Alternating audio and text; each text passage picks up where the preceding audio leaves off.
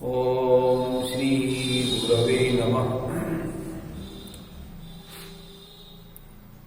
धर्मानुरागी श्रोता बंधु, आप लोगों का इस प्रवचन में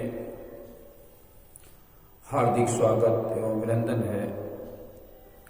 आइए ज्ञान की चर्चा कुछ करें। उससे पहले हम गुरुवंदना करते हैं। ओम गुरुर्ब्रह्मा गुरुर्विष्णु गुरुरेव महेश्वरा गुरुरेव परब्रह्म तस्मै श्री गुरवे नमः। अखंड मंडलाकारं व्याप्तं येन चराचरं तत्पदं दर्शितं येन तस्मै श्री गुरवे नमः। मातृवत लालयित्री पितृवत मार्गदर्शिका नमो अस्तु गुरुसत्तायै श्रद्धा प्रज्ञायुता चया। ओम श्री गुरवे नमः। भगवान श्री कृष्ण जी का ध्यान करें।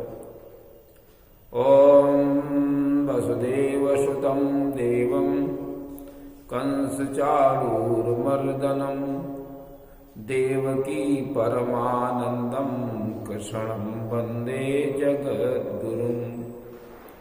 ओम श्री कृष्णाय नमः।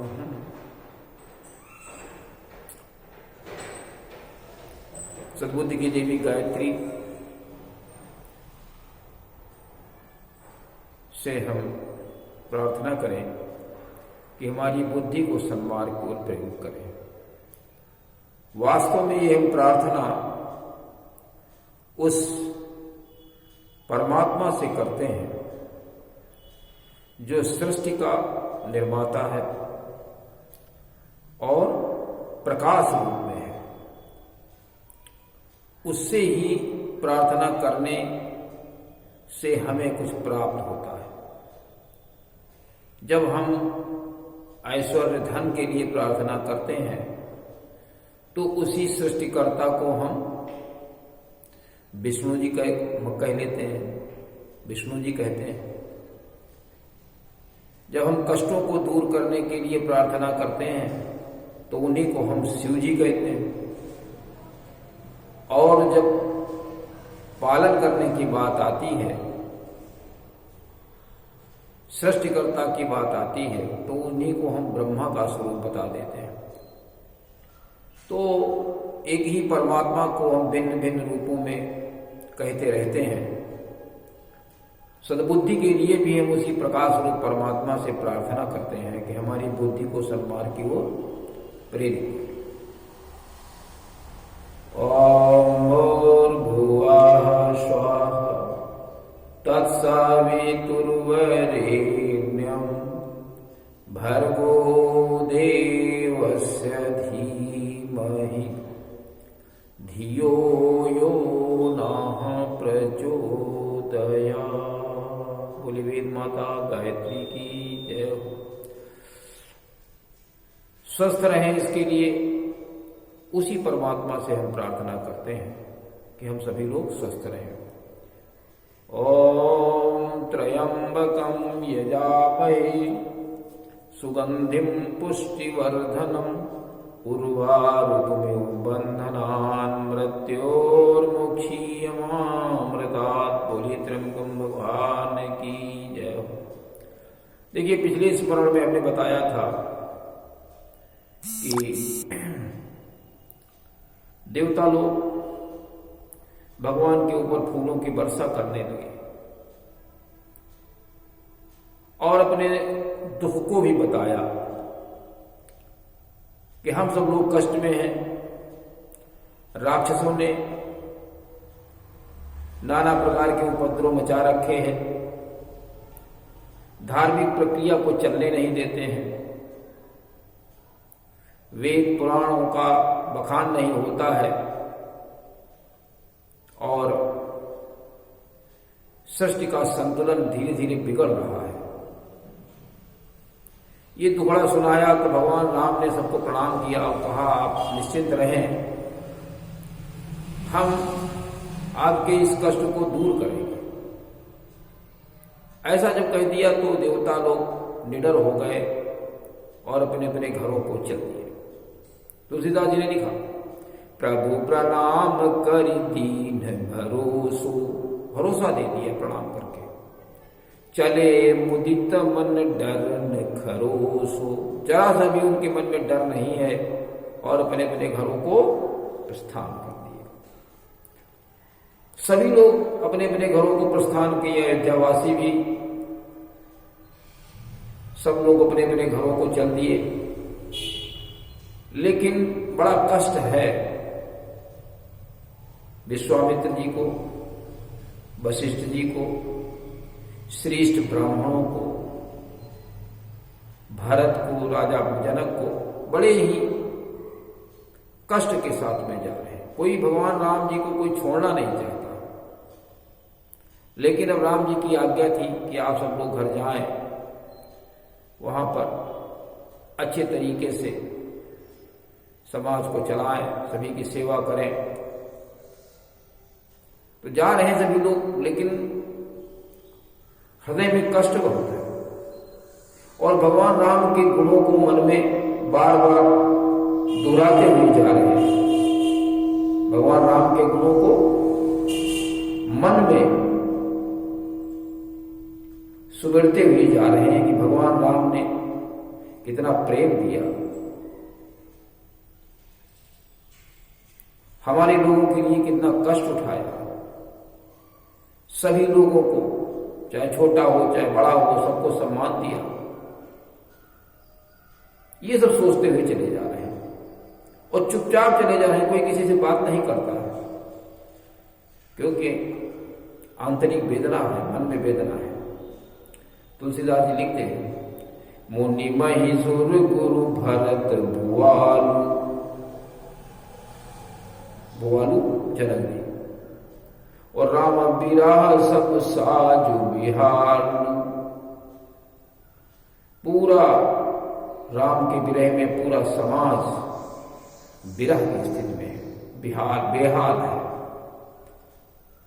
बड़ा कष्ट है, नहीं जाना चाहते हैं। ऐसा आकर्षण बना हुआ है राम के प्रति कि राम के गुणों के प्रति आकर्षण है, उनके कर्म के प्रति आकर्षण है, उनके चरित्र के प्रति आकर्षण है। हमेशा गुणों की पूजा होती, गुणवान व्यक्ति हमेशा याद किए जाते हैं और जिनके आचरण खराब होते हैं उनको कोई नहीं याद करता और कहते हैं चला गया अच्छा हुआ। लेकिन मरने के उपरांत भी जो श्रेष्ठ लोग होते हैं उनको हमेशा याद किया जाता है, उनकी जयंती मनाई जाती है। वाल्मीकि जी की जयंती, तुलसीदास जी की जयंती, इन सब की, राम की जयंती, कृष्ण की जयंती, सबकी जयंती मनाई जाती है। तो सभी लोग भगवान के गुणों को सुमिरते हुए, ध्यान करते हुए चले जा रहे हैं। प्रभु गुण ग्राम गनत मन माही, और सब चुपचाप चले मग जाही। सब अपने रास्ते में, कोई किसी से बात नहीं कर रहा, इतना दर्द है हृदय में कि कोई किसी से बात नहीं कर रहा है, सब चुपचाप चले जा रहे हैं। पूरा दिन हो गया चलते चलते, कहीं खाना नहीं मिला, भोजन नहीं मिला, यमुना को पार किया, वहीं विश्राम किया। फिर अगले दिन चल दिए, दूसरा पड़ाव श्रृंगबेरपुर में पड़ा करके, वहां पर निषाद राज ने, जो राम का सखा है, और ऐसा वैसा सखा नहीं है, सबको विदा करके तब राम ने निषाद राज को विदा किया चित्रकूट से। और अयोध्या से जब सभी को विदा कर दिया, लंका से वापस आने के बाद, उसके बाद सबसे बाद में उपहार दे करके, पारितोषिक उपहार दे करके उनको प्रसाद के रूप में सबसे बाद में निषाद राज को मिला किया। आप देखें यहां कोई जातीयता की व्यवस्था राम के मन में नहीं है, कर्म की व्यवस्था है। मनुष्य का कर्म पूजनीय होता है, जाति नहीं पूजनीय होती है, कर्म पूजनीय होता है। श्रेष्ठ कर्म करेंगे तो आपके गुणों के ऊपर, आपके ऊपर पुष्प चढ़ाए जाएंगे। इसीलिए हमको श्रेष्ठ कर्म करना चाहिए। चौथे दिन, दूसरे दिन दूसरा पड़ाव श्रृंगपेर में पड़ा, फिर सई और गोमती को पार किया, वहां एक पड़ाव पड़ा। चौथे दिन अयोध्या पहुंच गए। भरत जी ने राम की तरह से ही जीवन व्यतीत करने का संकल्प लिया, जटाजूट उसी तरीके से रखा लिए, और नंदीग्राम में गड्ढा खोद करके और उसी में कुश की साथरी बिछा करके उसी में रहने का उन्होंने निश्चय किया। जैसे राम रह रहे हैं जंगल में, वैसे ही हम रहेंगे और वहीं से काम काज हम चलाएंगे। भगवान राम की पादुकाओं को ज्योतिषाचार्यों को बुला करके जब श्रेष्ठ दिन आया तो सिंहासन पर राम की पादुकाओं को निर्विघ्नता पूर्वक स्थापित कर दिया। ये नहीं कि पादुकाएं रखी हैं हम भी बैठेंगे, ऐसा कुछ नहीं। केवल पादुकाएं ही राज्य करेंगे, राज्य को चलाएंगे। कितना प्रेम है, लिखा है। सिंहासन प्रभु पादुका बैठारे निरुपाधि, बगैर किसी विघ्न के राम जी की खड़ाओं को सिंहासन पर भरत जी ने स्थापित कर दिया। और फिर क्या किया? भरत जी उनकी पादुकाओं की नित्य पूजा करते थे, पुष्प चढ़ाएं, आरती करें और उनसे आज्ञा लेकर के राज्य का कामकाज चलाते थे। ये पादुकाएं वही उसी प्रकार काम करती थी जैसे भगवान राम स्वयं बैठे हो। ऐसा होता है। हमने भी भगवान के अपने गुरु की पादुकाओं को स्थापित कर रखा है, उनके ऊपर रोज पुष्प चढ़ाते हैं, उनको प्रणाम करते हैं, गुरु जी की आज्ञा अनुसार काम करते हैं। ऐसे ही भगवान राम की पादुकाओं से आज्ञा लेकर के भरत जी राज्य का कार्य चलाते थे। लिखा तुलसीदास जी ने, नित पूजत प्रभु पावरी ओ प्रीति न हृदय समात, मांगी मांगी आयसु करत राज काज बहुभांत। जो राज्य का काज है वो आज्ञा लेकर के पावरी से, पादुकाओं से आज्ञा लेकर के चलाते थे और बड़ा प्रेम था, बहुत खुश थे। भगवान की पावरी को पूजते थे, बहुत प्रसन्न हो जाते थे। प्रीति न हृदय समात, हृदय के अंदर प्रीति नहीं समाती थी। इस प्रकार से भरत ने 14 वर्ष राज्य का काम चलाया पावरी को पूजते हुए। भरत का आचरण कितना पुनीत है, कितना सुंदर है, इसको हम कहने के लिए शारदा और शेष भी सकुचाते हैं। बहुत परम पवित्र है, बहुत ही सुंदर आचरण है, बहुत ही सुंदर कर्तव्य है, बहुत ही सुंदर क्रियाकलाप है। किसके? भरत जी के। लिखा है, परम पुरीत भरत आचरणु, मधुर मंजु मुद मंगल करनु। भरत का आचरण, भरत का चरित्र परम पवित्र है, बहुत ही पवित्र है, सुंदर है, मधुर है, मिठास लिए हुए है। ये नहीं कि जैसे कोई बात करता है, इस तरीके से बात करता है कि उसकी बात को सुनना कठिन लगता है, लेकिन भरत मिठास लिए हुए, सभी का सम्मान करते हुए। मुद मंगल करनु, आनंद और सभी का मंगल उनके कार्य में दिखता था। सभी का मंगल हो ऐसे ही उनकी भावना रहती थी। और हरन कठिन कली, हरन कठिन कली,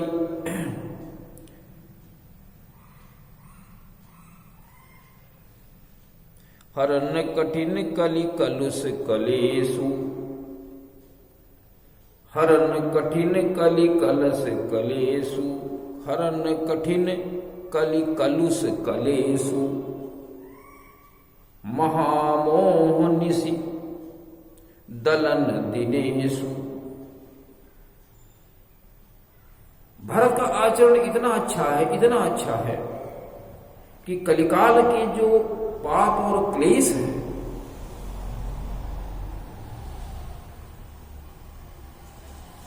जो कठिन कलिकाल के पाप और क्लेश है, वो भी भरत के आचरण से नष्ट हो जाते हैं। ऐसा उनका कर्तव्य था, ऐसे उनके क्रियाकलाप थे कि लोगों के पाप और कष्ट, कठिन कष्ट, ये सब क्लेश, ये सब नष्ट हो रहे थे। जैसे अज्ञान के कारण महामोह निश, जैसे अज्ञान के कारण मनुष्य कष्ट पाता है। महामोह, बहुत बड़ा अज्ञान रूपी रात्रि, अज्ञान रूपी रात्रि को नष्ट करने के लिए जिस प्रकार से सूर्य भगवान का उदय हो जाता है, सूर्य का उदय होता है, रात्रि समाप्त हो जाती है, उसी प्रकार अज्ञान रूपी रात्रि, हम लोगों का जो अज्ञान है वो जीवन में रात्रि ला देता है, अंधकार पैदा कर देता है। लेकिन भरत का जो आचरण था वो ऐसा था कि उस अज्ञान को दूर करने के लिए परम पवित्र था। उनका आचरण बहुत ही सुंदर था, जो हमारे अज्ञान को दूर करने वाला था, पापों और क्लेशों को दूर करने वाला था। इस प्रकार से भरत का आचरण था। और भरत का आचरण सभी के लिए प्रेरणादायक था। तुलसीदास जी लिखते हैं, श्री राम प्रेम पीयूष पूरन होत जन्म न भरत को, मुनि मन अगम जम नियम सम दम विषम व्रत आचरत को। कहते हैं श्री सीताराम जी के प्रेम रूपी अमृत से परिपूर्ण भरत जी का यदि जन्म न होता तो मुनियों के मन को भी अगम यम नियम शम दम आदि कठिन व्रतों का आचरण कौन करता। कहने का अर्थ ये है कि सीताराम जी के प्रेम रूपी अमृत, परिपूर्ण प्रेम रूपी अमृत से परिपूर्ण यदि भरत का जन्म न होता, सीताराम जी के जितना अधिक प्रेम भरत का रहा है उतना किसी का नहीं था। भरत प्रेम की एक पराकाष्ठा थे। और भगवान राम का प्रेम कैसा है? अमृत जैसा है। जैसे अमृत पिला दीजिए अमर हो जाएगा, उसी प्रकार से। अगर न होता तो मुनियों के मन इस यम नियम सम दम और कठोर व्रतों का आचरण भी न कर पाते, क्योंकि भरत ने ये सब करके दिखाया अपने जीवन में कि किस प्रकार से मनुष्य एक व्रतों का पालन कर सकता है, श्रेष्ठता की ओर बढ़ सकता है, भगवान राम का प्रेम स्नेह कैसे प्राप्त कर सकता है। ये भरत जी ने सबको करके दिखाया, तो मुनियों के लिए भी ये आसान हो गया किस प्रकार से वो कर सकते हैं। तो आज के इस प्रसंग में कुछ प्रेरणा देने की बातें हैं कि गुण समूह हमारे अच्छे होने चाहिए, श्रेष्ठ होने चाहिए। देखिए भगवान राम की पांवरी रख करके और भरत पूजन करते थे और उनसे आज्ञा लेकर कार्य करते थे। हम भी भगवान की पांवरी को अपने यहाँ स्थापित कर सकते हैं न उनके विग्रह को स्थापित करें तो हम बावरी को उनके स्थापित कर लें, हमें मिल सकती हैं। और ऐसा कार्य करें, श्रेष्ठ कार्य करें जिससे कि हमारा अज्ञान दूर हो, अज्ञान रूपी रात्रि दूर हो। ये सब कर्म से ही संभव है। तो हम श्रेष्ठ कर्मों की ओर बढ़ें तो हमारा जीवन श्रेष्ठ होगा, अच्छा बनेगा और हमारा दिनों दिन यश और कीर्ति बढ़ेगी। इसी के साथ में आज के कार्यक्रम का समापन। ओम शांति।